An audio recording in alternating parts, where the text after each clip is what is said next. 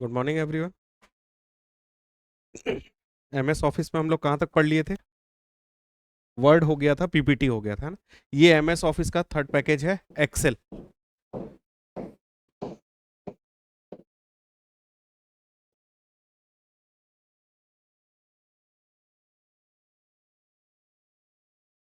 ठीक है, एक्सेल।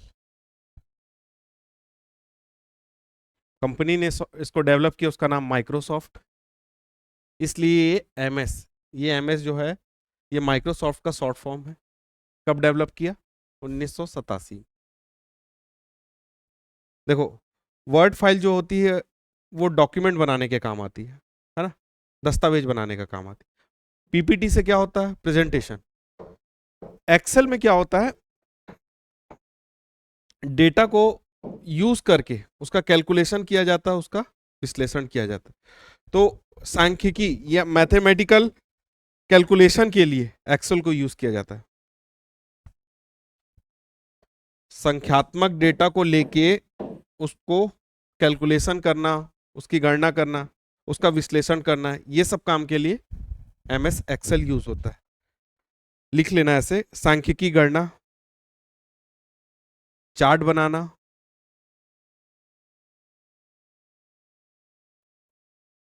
गणना, चार्ट बनाना,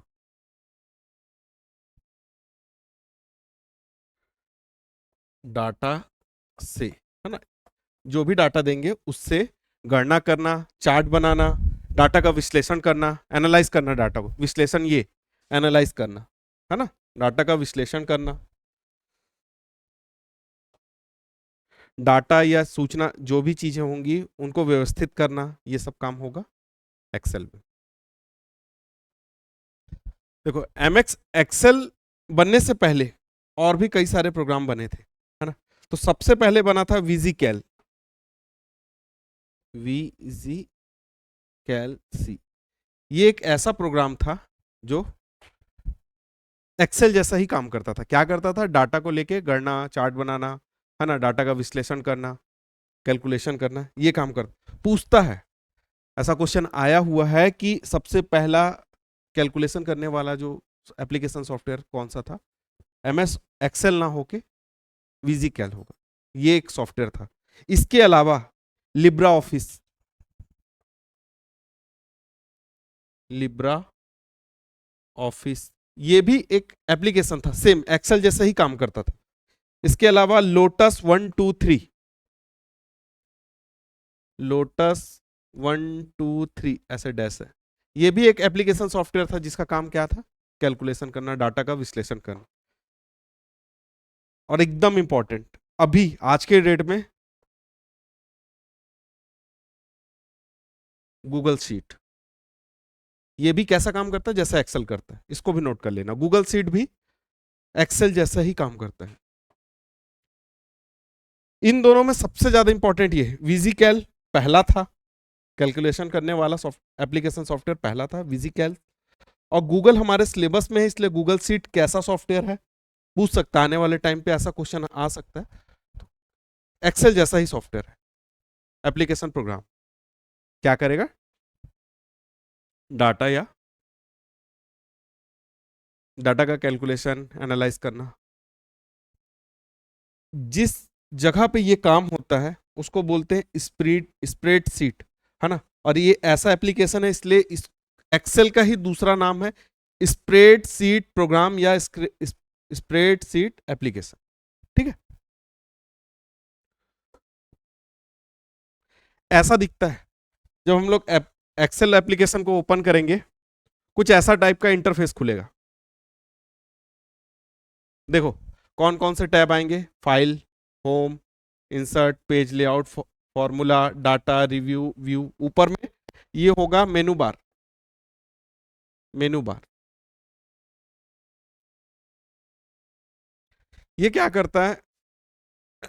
ऐसे बॉक्स के अंदर डेटा को इनपुट कराता है। इस जो ये बॉक्स टाइप से रेक्टेंगल बॉक्स दिख रहा है, इस बॉक्स को बोलते हैं सेल। क्वेश्चन पूछता है सेल क्या है? एक्सेल सीट में डेटा जहां पे इनपुट किया जाता है उस जगह को बोला जाता है एक्सेल का सेल।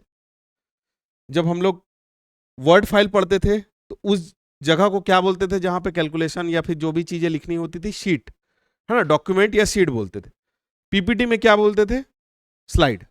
यहां पे उस पेज को जहां पे ये सब काम होगा, स्लाइड या पेज ना बोल के सेल बोला जाएगा, शीट के अंदर सेल।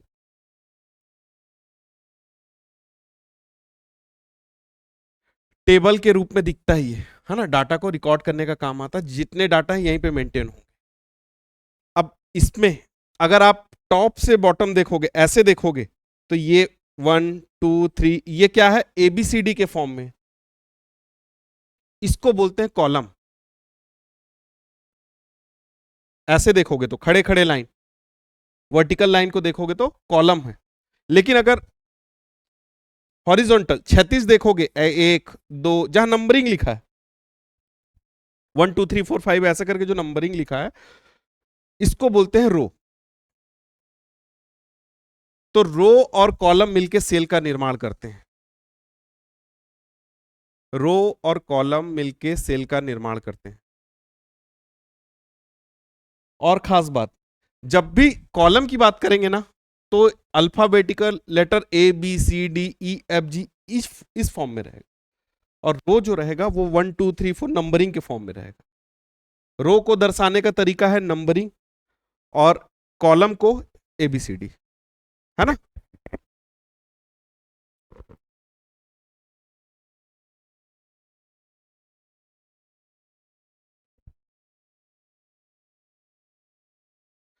जिस एक्सेल सीट पे हम लोग काम करते हैं उसको क्या बोलते हैं, वर्कशीट। काम करने की वजह से वर्क, और जिस पे किया जाता है वो वर्कशीट। एक एक्सेल में जो काम करते हैं हम लोग उसको बोलते हैं पेज को वर्कशीट।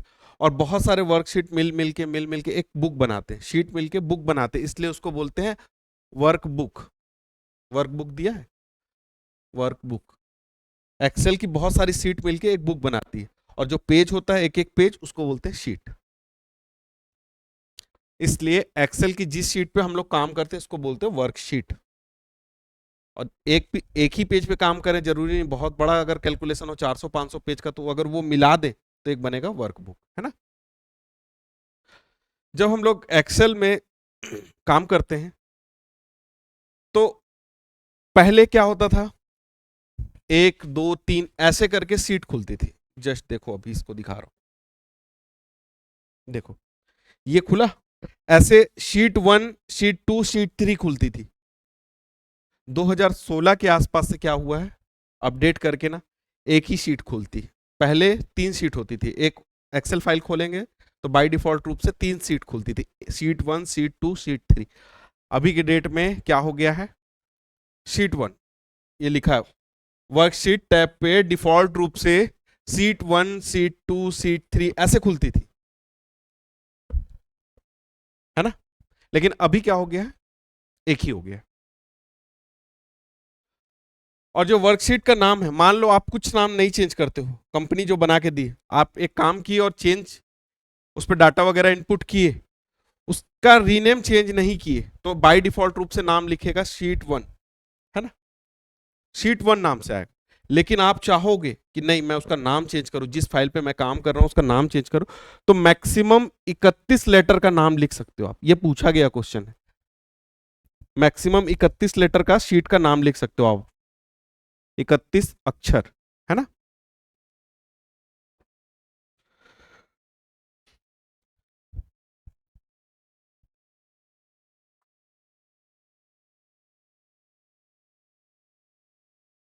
और देखो, एक्सेल सीट को अगर सेव करते हैं कोई भी फाइल को, तो लास्ट में क्या आता है, .xls, है ना। ये कब तक होता था, 2003 तक। फिर 2007 से क्या हुआ, चेंजेस आ गए, एक्स आ गया। जो वर्ड में होता था, पावर पॉइंट में होता था, वही इस पे भी होता, सेम है, एक्स जुड़ जाएगा 2007। लेकिन एक्सेल में एक चीज खास है, 2010 के एक्सेल में क्या हुआ था, टी जुड़ गया था। ये जो एस है ना, एस हट के टी जुड़ गया था, एस की जगह टी आ गया था। ये पूछा गया क्वेश्चन, ये कब हुआ था? एक्सेल में हुआ था और 2010 पे हुआ था। टेम्पलेट फाइल की वजह से टी जोड़ा गया था, इसको नोट कर लेना। बाकी दोनों में ऐसा कुछ नहीं हुआ 2010 में, है ना, लेकिन एक्सेल में हुआ है।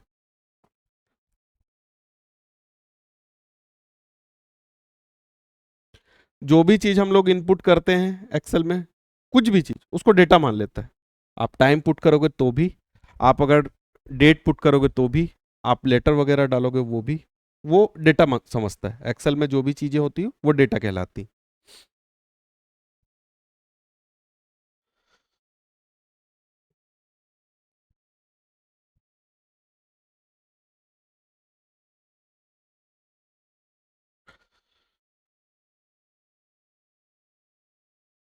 जहां पे डेटा इंटर होता है वो क्या कहलाता है? सेल। एक्सेल सीट का सेल। पूछता है क्वेश्चन, माइक्रोसॉफ्ट एक्सेल की सबसे छोटी यूनिट क्या है? सबसे छोटी यूनिट होती है सेल, जहां पे डाटा इनपुट किया जाता है। वर्कबुक बड़ा सा, वर्कशीट एक छोटा पेज, सेल पेज के अंदर का एक बॉक्स, है ना। सबसे छोटी यूनिट होती है माइक्रोसॉफ्ट एक्सेल की सेल। सेल में जो डाटा आ गया उसको हम लोग को चेंजेस करना है तो F2 बटन दबाना होगा। F2 बटन दबाना होगा। कोई भी डाटा को संशोधित करने के लिए, चेंजेस करने के लिए, मॉडिफिकेशन, आपने डाटा डाल दिया, मान लीजिए आपने डाला नंबर 25, लेकिन आपको पता चला कि 25 गलत है, आप उसको 23 करना चाहते हो, तो शॉर्टकट की F2 दबाएंगे तो वो उसी सेल पे एडिट हो जाएगा, है ना। तो डाटा डाटा अगर आपने पुट कर दिया है, उसको चेंजेस करना है तो शॉर्टकट की है F2।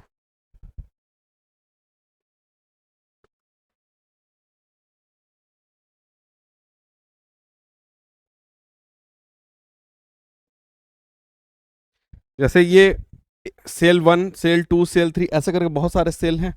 मैं अगर यहां से लेके, मान लो यहां से लेके पूरा यहां तक को सेलेक्ट कर लूं, एक ग्रुपिंग बना लूं, तो इसको बोलते हैं सेल का रेंज, सेल रेंज। ठीक है, सेल को सेलेक्ट करके, जरूरी नहीं 5-7 हो, आप अपने हिसाब से जितना भी, दो को भी सेलेक्ट करोगे तो वो एक रेंज हो गया। सेल का रेंज क्या कहलाता है? बहुत सारे सेल को सेलेक्ट करके एक ग्रुपिंग कर लेना, सेल का रेंज कहलाता है।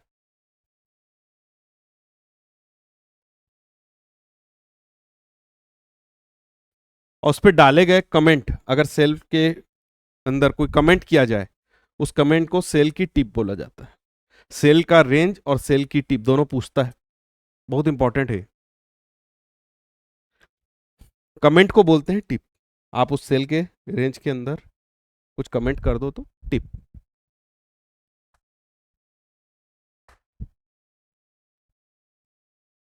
जब हम लोग एक्सेल में काम करते हैं,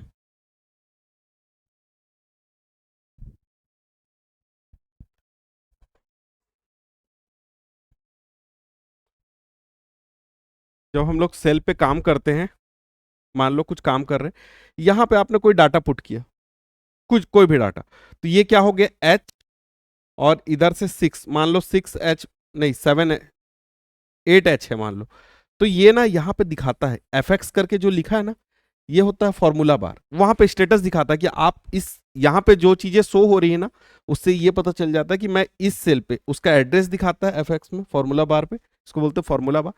बताता है कि वहां पे क्या चल रहा है, आपने परसेंटेज यूज किया है, कैलकुलेशन के लिए ऐड सब्सट्रैक्ट यूज किया, तो पूछता है कि जो सेल पे काम चल रहा हो वो कहां पे प्रदर्शित होता है, तो फॉर्मूला बार पे।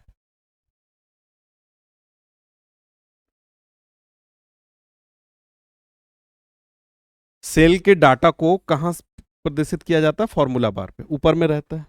इस चैप्टर का सबसे इंपॉर्टेंट टॉपिक है फॉर्मूला बार। फॉर्मूला बार से ही व्यापम क्वेश्चन पूछता है, मतलब 4-5 टॉपिक है जहां जहां से क्वेश्चन पूछता है। एक चार्ट वाला क्वेश्चन होता है कि चार्ट के बारे में पूछता है। एक फॉर्मूला बार, वो तो एकदम फेवरेट है, शॉर्टकट की, और ये बेसिक इंफॉर्मेशन कि सेल क्या होता है, हैश क्या होता है, डॉलर का सिंबल कब यूज किया जाता है, ये 4 टाइप के क्वेश्चन बनते हैं। ठीक है, मान लो आपने बहुत बड़ा डाटा लिख दिया किसी सेल पे, देखो सेल ना ऐसा दिखता है,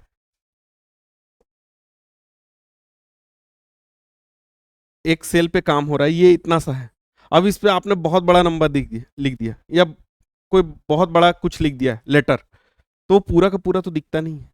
तो क्या होता है, बड़े से मैसेज को शो करने के लिए जो आप नहीं पढ़ पा रहे, हैज हैज हैज हैज, ऐसे हैज के फॉर्म में दिखाता है। जब आप उस पर क्लिक करेंगे तभी दिखेगा। छोटी वैल्यू है तो डायरेक्ट दिख जाएगा, लेकिन वो सेल से बियॉन्ड एकदम बड़ा रेंज हो जाए तो, सर बड़ा रेंज मतलब कितना रेंज? एक सेल के अंदर जो लेटर लिखोगे वो कितना बड़े लेटर हो सकते हैं? 1 लेटर, 2 लेटर, 3 लेटर, कितना लेटर तक जा सकते हैं? 32,767 कैरेक्टर का यूज हो सकता है एक एक सेल के अंदर काम करने। हाँ, उतने कैरेक्टर ही आ सकते हैं, तो उतना बड़ा कैरेक्टर दिखाना पॉसिबल नहीं है। वो क्या करता है, हैज समझ जाना कि बड़ा सा वहां पे कुछ लिखा हुआ, जब आप उस पर जाके क्लिक करोगे तब वो दिखेगा कि यहाँ पे दिखेगा कि क्या लिखा हुआ है।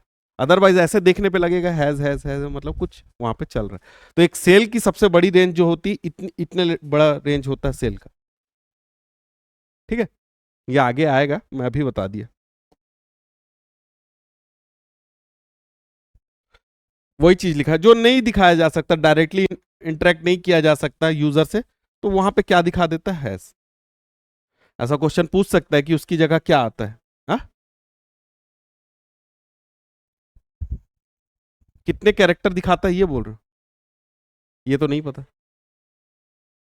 हाँ, ये नहीं पता कितने लेता है, वो नहीं पता।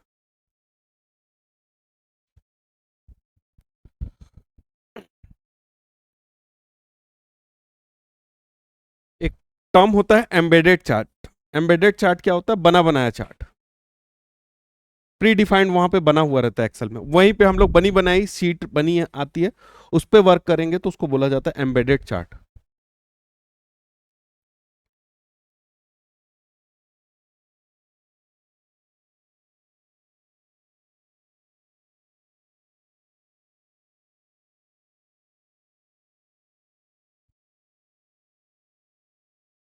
बहुत इंपॉर्टेंट पॉइंट, व्यापम का फेवरेट क्वेश्चन। कभी भी फॉर्मूला बार या फॉर्मूला लिखना है कोई भी चीज, तो कहां से स्टार्ट होता है, जो भी चीज लिख रहे हो उसके आगे इक्वल का साइन लगता है। फॉर्मूला की शुरुआत के पहले इक्वल लगाना जरूरी है।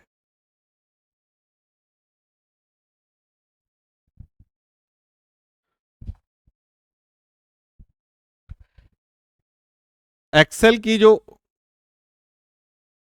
फाइल है उसमें मान लो अभी आप डेट और टाइम दोनों चीज इंसर्ट करना चाहते हो, तो नाउ फंक्शन करके एक फंक्शन होता है, उस फंक्शन के थ्रू ये काम किया जाता है। लेकिन केवल और केवल डेट डालना चाहते हो, समय नहीं डालना चाहते हो, तो टुडे, डेट के लिए टुडे, और टाइम भी चाहिए तो नाउ।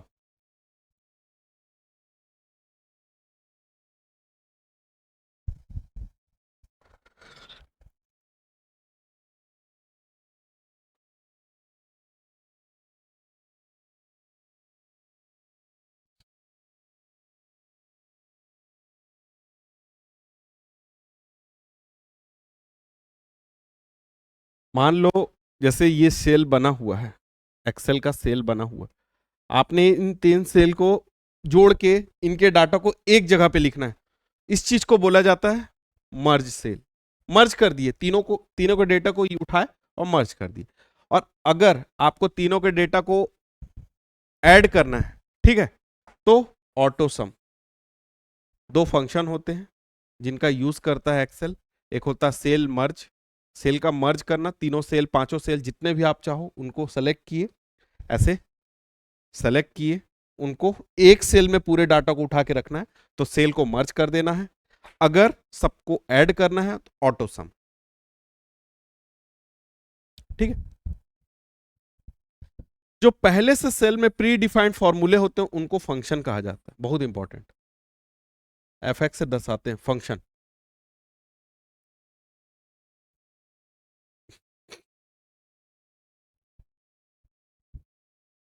अगर एक्सेल सीट में एफ एक फंक्शन इंसर्ट करना है, नया फंक्शन आपको इंसर्ट करना है कोई भी, तो शिफ्ट के साथ F3 शॉर्टकट की, अक्सर पूछा जाने वाला क्वेश्चन।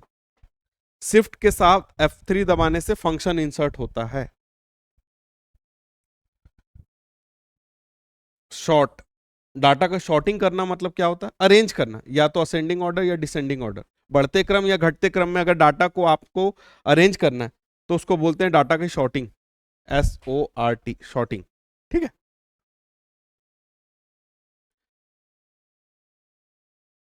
मान लो रिजल्ट के अनुसार आपको चेंजेस करने हैं, ठीक है, आपका रिजल्ट जो आना चाहिए उसके हिसाब से सेल को चेंज करना है, कि आपने जो सेल में डाटा डाला उस हिसाब से रिजल्ट नहीं आ रहा। अब आपको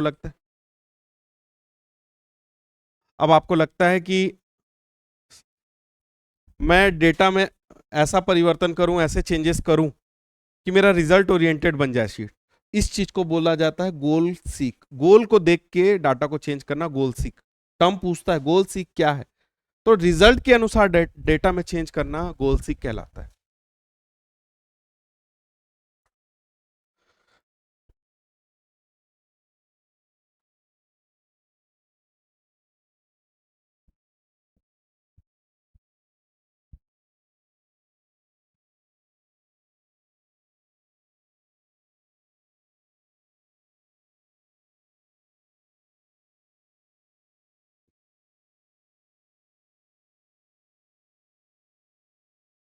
ये जो कॉलम और रो है, इसके रो के नंबर, कॉलम के अक्षर, इनको लेबल कहा जाता है। ठीक है। ये जो नंबरिंग है ना, रो के नंबरिंग, कॉलम के अक्षर, इनको लेबल कहा जाता है। लेबल क्या है एक्सेल में? लेबल क्या है एक्सेल में? लेबल का मतलब होता है रो और कॉलम के जो लेटर और नंबर होते हैं उसको बोला जाता है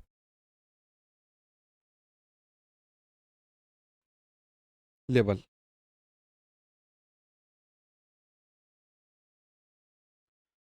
रो कॉलम हेडिंग के अक्षर और संख्याओं को लेबल कहा जाता है।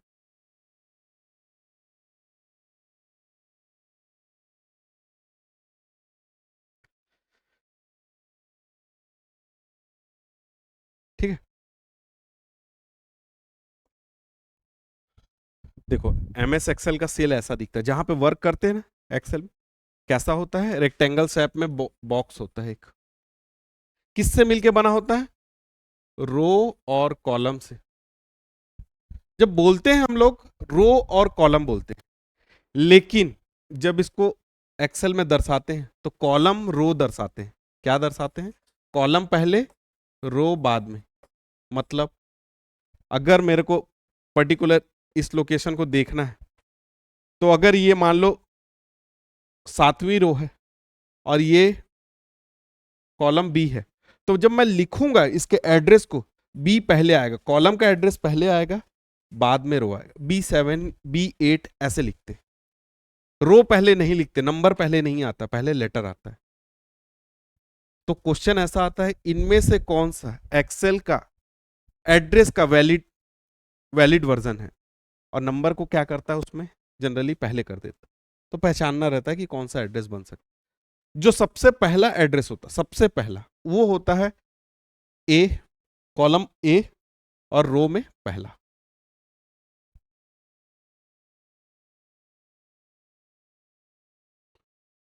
ऐसे करते करते करते करते हम लोग जब लास्ट तक जाएंगे ना, एकदम लास्ट तक, डेड एंड, एक्सेल का डेड एंड, तो जो रो होगा वो आखिरी एड्रेस होता है 1048,576।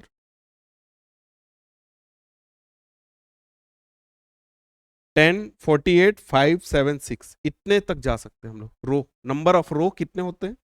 1048,576। इतने रो हो सकते हैं, मैक्सिमम पॉसिबल रो, जहां पे हम लोग एक्सेल की एक शीट में काम कर सकते हैं। और कॉलम, एक एक्स नाम का भाई था, उसका FD कर दिए, XFD। नंबर में अगर इसको देखोगे, कन्वर्ट करोगे, 16,384, 16,384। लेकिन नंबर कभी नहीं पूछेगा, वो पूछेगा XFD को पूछेगा। क्यों?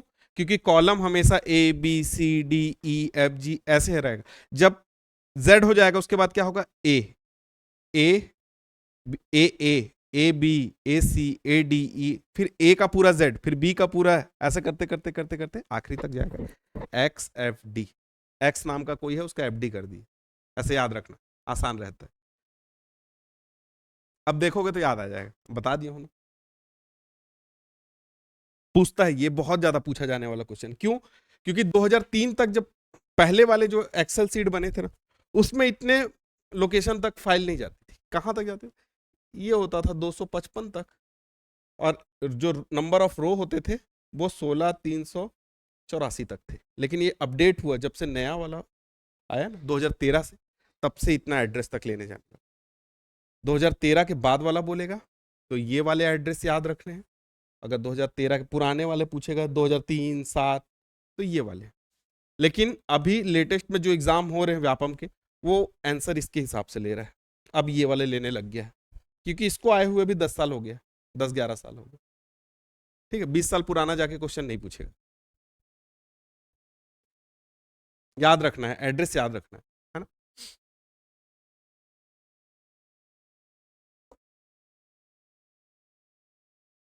वही चीज है, जैसे G7 मान लो, एक हम लोग एक्सेल में काम कर रहे, रो नंबर कौन सी है? 7वीं। कॉलम नंबर कौन सी है? G, ABCDEFG। तो उसका जब एड्रेस को दर्शाएंगे तो कॉलम पहले आएगा, रो बाद में आएगा। वही चीज लिखा है, कॉलम पहले, कॉलम बाद में रो। आता है यहां से क्वेश्चन, बहुत बार पूछा गया है ना। अब ये उसको डिफाइन कर रहा है कि रो कैसा होता है। रो जो होता है हॉरिजॉन्टल होता है, और कॉलम जो होता है वर्टिकल होता है ना। अगर मेरे को रो को छुपाना है, मेरे को नहीं दिखाना है रो को, तो कंट्रोल के साथ 9 शॉर्टकट की पूछा गया है। लेकिन अगर 0 दबाऊंगा कंट्रोल के साथ तो कॉलम हाइड कर सकते हैं। जिन कॉलम को सेलेक्ट किए उसके बाद मैंने क्या किया, कंट्रोल 0 दबा दिया, तो वो कॉलम हाइड हो जाएंगे। मैंने रो को सेलेक्ट किया, 5 रो को सेलेक्ट किया, 1 2 3 4 ऐसे करके, 1 2 3 4 5वें नंबर के, उसके बाद कंट्रोल 9 दबाया, तो वो रो हाइड हो जाएंगे, नहीं दिखेंगे। ठीक है, शॉर्टकट की याद रखना। और F2 से क्या करते हैं, डाटा को, जो सेल में डाटा लिखा हो उसको चेंजेस कर सकते हैं, उसका शॉर्टकट की।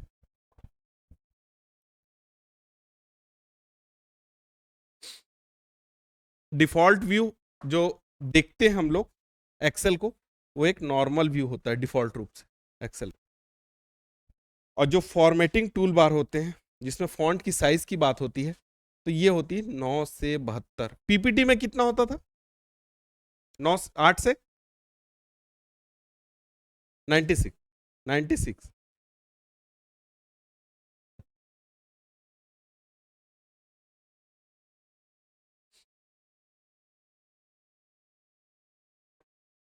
पीपीटी में होता है 8 से 96, और वर्ड में होता है एक्सेल जितना 8 से 72।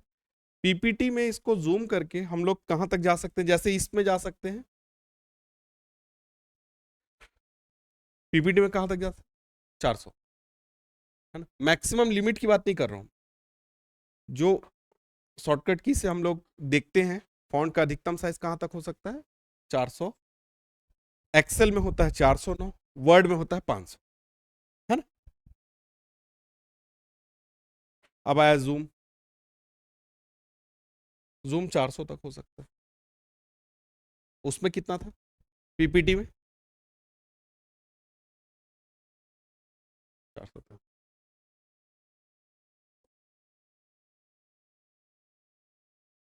MS एक्सेल में क्या क्या चीजें होती हैं?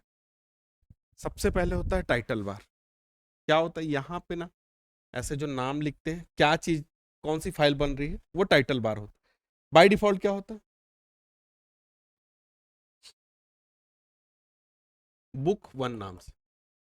लेकिन इसको अगर मैं चेंज करूं, कितने लेटर तक बढ़ा सकता हूं? 31 लेटर तक, है ना। ऐसे तो 5 लेटर दिख रहा है, अगर मैं नहीं सेव करता हूं तो सिस्टम कैसा बोल रहा है, 5 लेटर। मैं इसको ले जाके 31 लेटर तक का चेंज कर सकता हूँ। जो 31 लेटर पीछे बताया ना, यही चीज चेंज हो जाएगी, जो टाइटल होता है उसका। इसी के साथ में क्या होता है, एक्सेल के स्टार्टिंग में यहाँ पे टॉप में एक मिनिमाइज का बटन, मैक्सिमाइज का बटन, एक क्लोज का बटन, वही चीज लिखा है। क्लोज का बटन, मिनिमाइज, मैक्सिमाइज का बटन। और इसके नीचे क्या होता है, थोड़ा सा नीचे, मेनू बार के नीचे स्टैंडर्ड टूल बार, और लेफ्ट और राइट साइड स्क्रॉल बार। ये देख लो एक बार,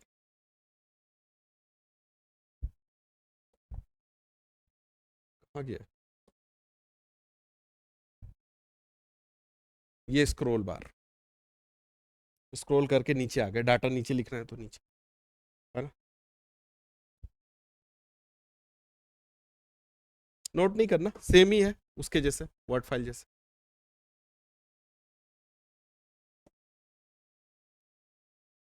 स्टेटस बार यहाँ नीचे में जैसे वर्ड फाइल में होता है, सेम है। स्टेटस बार के ही पैरेलल में यहां पे जाएंगे तो जूम, जूम बटन होता है। Quick access toolbar left में ऊपर में, है ना। रीडू, अनडू, सेव, जैसा एमएस वर्ड में होता है सेम। क्या सुनाई नहीं दे रहा?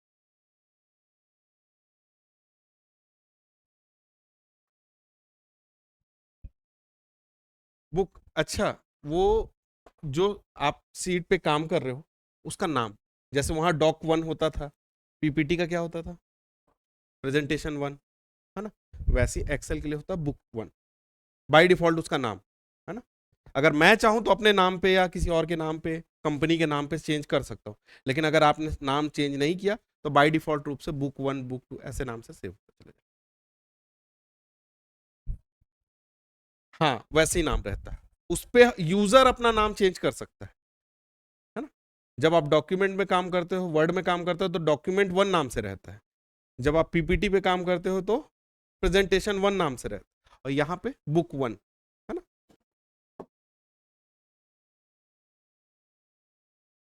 मेनू बार, इन सब में सबसे इंपॉर्टेंट मेनू बार। इसके बाद फॉर्मूला बार।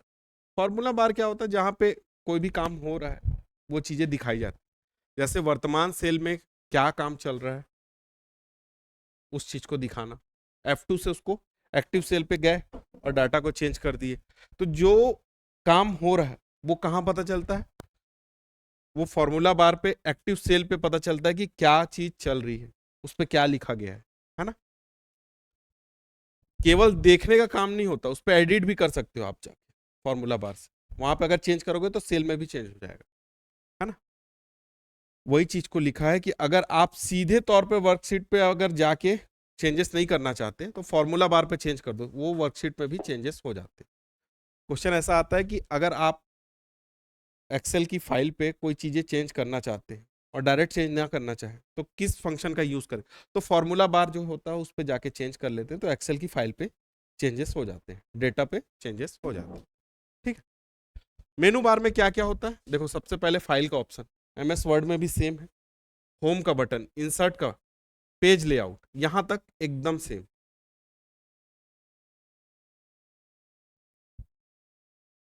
ये नहीं होता है, व्यू रिव्यू होता है, और इसके अलावा फॉर्मूला और डाटा होता है, ये गलत है। ठीक है, एक होता है फॉर्मूला, एक होता है डाटा, ये दो चीज चेंज होती है, बाकी सब एमएस वर्ड जैसा ही है। आगे देखते हैं, इस पे है, ऐसा खुलता है। जब हम लोग होम बटन को खोलेंगे, मेनू बार में खोलेंगे तो होम बटन के अंदर ऐसा दिखेगा, ये होम टैब खुला है, ये file tab, cut, copy, paste, do, undo, है ना, सेम, एकदम से सेव करने का ऑप्शन, एक्सपोर्ट करने का ऑप्शन, जो एमएस वर्ड में होता है वही एक्सेल में। इसके बाद होम बटन, इसके बाद इंसर्ट, कुछ चीज इंसर्ट करनी है उसके लिए, फिर पेज के लिए पेज लेआउट, ये दोनों चेंज है। फॉर्मूला और डाटा ये कहाँ पे है, एक्सेल में, ये ना पावर पॉइंट में मिलते हैं ना एमएस वर्ड में मिलते हैं, ये सीधे मिलते हैं फॉर्मूला और डाटा एक्सेल। और क्वेश्चन सबसे ज्यादा यहीं से आता है, एक्सेल के क्वेश्चन पूछेगा तो फॉर्मूला और डेटा से पूछेगा। रिव्यू और व्यू, व्यू कैसा दिखेगा उसके लिए, रिव्यू प्रूफिंग वगैरह के लिए, यहां भी वही काम करेगा, रिव्यू और व्यू, है ना। ये देखो वही चीज है, फॉर्मूला और डाटा, यही दोनों टैब चेंज होगा, बाकी सब सेम रहेगा।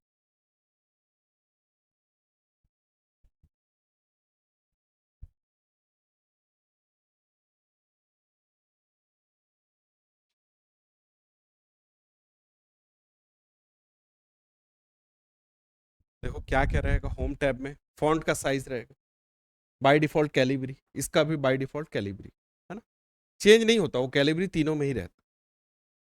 फॉन्ट का स्टाइल, फॉन्ट के स्टाइल में भी वही रहेगा, बोल्ड रहेगा, इटैलिक रहेगा, अंडरलाइन रहेगा, जो चीज़ें एमएस वर्ड में पढ़े सेम है ना, कोई चेंजेस नहीं। फॉन्ट का कलर चेंज हो जाएगा, बैकग्राउंड का कलर चेंज हो जाएगा, अलाइनमेंट इसमें चेंज होगी, इसमें एक अलाइनमेंट एक्स्ट्रा आ जाती है, कल पढ़ेंगे उसको पूरा अच्छे से। जैसे हम लोग अब तक 5 पढ़ते आ रहे थे ना अलाइनमेंट, इसमें एक मिडिल आ जाता है, सेंटर के साथ ना मिडिल भी अलाइनमेंट आ जाता है इसमें। हम लोग क्या पढ़ते थे, लेफ्ट राइट टॉप बॉटम, और नहीं नहीं, लेफ्ट राइट था, जस्टिफाई था और सेंटर था, है ना, इसमें एक मिडिल आ जाता है। टॉप बॉटम वो था, वो मार्जिन था, वो एक अलग चीज है।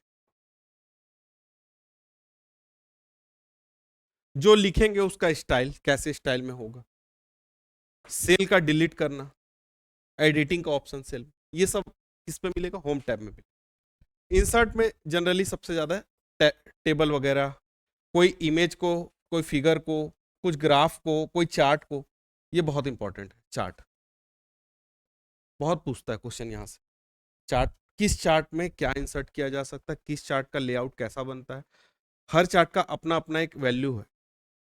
किसी भी तरह का चार्ट किसी भी डाटा से नहीं बनाया जा सकता, परसेंटेज के फॉर्म में दिखाना है तो मैं पाई चार्ट का ज़्यादा यूज़ करूंगा, है ना, डाटा को सिंपल दिखाना है तो बार चार्ट का यूज़ करूंगा, डोनट चार्ट होता है, सरफेस चार्ट होता है, बहुत सारे चार्ट होते हैं, चार्ट के नाम याद करने पड़ेंगे।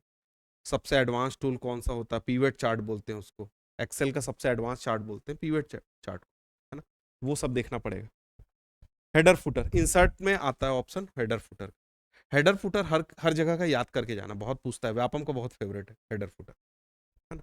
फिर पेज लेआउट, पेज लेआउट में मतलब थीम ओरिएंटेशन, इसमें दो ओरिएंटेशन, एक लैंडस्केप और एक पोर्ट्रेट। पीपीटी बस होता है जो लैंडस्केप में रहता है बाय डिफॉल्ट, बाकी दोनों पोर्ट्रेट, एक्सेल भी पोर्ट्रेट, एमएस वर्ड भी पोर्ट्रेट, है ना। पीपीटी दिखाना रहता है इसलिए चौड़ा स्क्रीन चाहिए, चौड़ा स्क्रीन चाहिए मतलब लैंडस्केप। पेज का सेटअप वही, मार्जिन वगैरह हो गया, स्पेसिंग वगैरह हो गया, वो सब कहाँ मिलेगा, पेज के बारे में, पेज लेआउट। अब आएगा फॉर्मूला, बड़ी मात्रा में आपको टेबल बनाना है, कैलकुलेशन करना है, इसके लिए लगेगा फॉर्मूला, ठीक है। और पहले से फॉर्मूला बना बना के रखते जाते हैं एक्सेल में, और उस शॉर्टकट की के थ्रू उसको डाटा को इनपुट किए, आपको ऐड करना है, ऐड का फॉर्मूला बना लिए, सब्सट्रैक्ट करना है, सब्सट्रैक्ट का परसेंटेज निकालना है। इवन यहाँ तक हो गया है कि आपको बैंक में एफडी निकालनी है कि कितने परसेंट के हिसाब से, मान लो आप जमा करते हो 15 लाख रुपए, करेंट में परसेंटेज डाल दोगे, इतना चल रहा है बैंक में, 7% चल रहा है, वो कैलकुलेट करके एक्सेल के थ्रू, फॉर्मूले के थ्रू बता देगा कि 1 साल का ब्याज कितना मिलेगा, 2 साल का, उस उस तरह के फंक्शन को प्री डिफाइंड बनाया हुआ है। टाइमिंग, आपको टाइम देखना है कि कितने टाइम के लिए ये काम होगा, वो टाइम के लिए फॉर्मूला बना दी। जितने इंडस्ट्री में आज के डेट में काम हो रहे हैं ना, सबसे ज़्यादा यूज़ होता है एक्सेल, कंप्यूटर में सबसे ज़्यादा यूज़ होने वाला टूल है एक्सेल, इसमें हर चीज़ बनाई जा सकती है।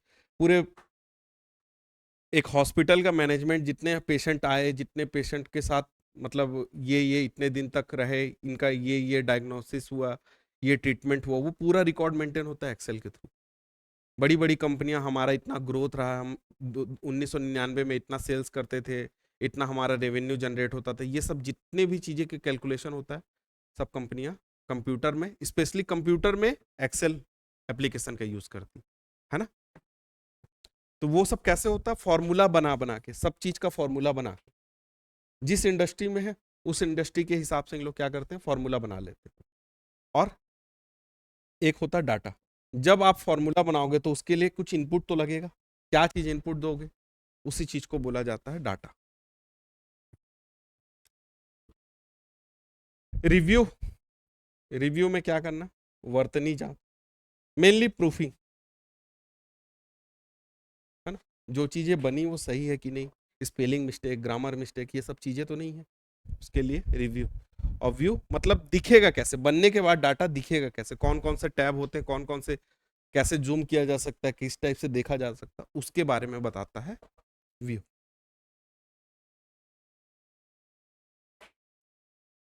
कल इसका पूरा डिटेलिंग देखते हैं, है ना। थोड़ा सा इस पे टाइम लगेगा, देखना मैं बता रहा हूँ, एक चार्ट वाले चैप्टर में जहाँ चार्ट पढ़ेंगे वहाँ बहुत टाइम लगेगा, और ये फॉर्मूला में तो बहुत टाइम लगेगा, काफी फॉर्मूला। यही दोनों सबसे मेन है और यहीं से सबसे ज्यादा क्वेश्चन आता है। बाकी सब चीजें as it is word file, आप एमएस वर्ड पढ़ लिए तो एक्सेल की बाकी चीजें बना लोगे। एग्जामिनर को भी ये बात पता है, इसलिए वो क्या करता है, क्वेश्चन जब उठाता है तो या तो चार्ट से उठाता है, सेंट्रल का एग्जाम होता है तो चार्ट, और हमारे यहाँ पे छत्तीसगढ़ में व्यापम सबसे ज्यादा फॉर्मूला बार को यूज करता है, सबसे ज्यादा इसी को पूछता है। अभी जो लास्ट पेपर आया था अपेक्स बैंक का, उसमें भी फॉर्मूला बार वी लुकअप पूछा था। आपने व्यापम का एग्जाम देना है, मान लो फॉर्मूला बार अगर आप अच्छे से कर लिए तो मान के चलो कि 2 क्वेश्चन आएगा तो 1 क्वेश्चन आपका रेडी हो गया। बाकी 3 क्वेश्चन की जो पॉसिबिलिटी, जो हिस्ट्री वगैरह जो पढ़ाया वो हो गया। ये जितने टैब होते हैं मेनू बार में, इनसे ये क्वेश्चन आ सकता है, या शॉर्टकट, ये 3 चीज करोगे तब 1 क्वेश्चन बनने के चांसेस है। फॉर्मूला बार तो 1 क्वेश्चन रहेगा ही रहेगा। ठीक है, तो 2 क्लास और होगी इसकी क्वेश्चन के साथ वाली, है ना। कल देखेंगे ये सब जितने टैब वगैरह हैं सब, बाकी नेक्स्ट क्लास में देखते हैं।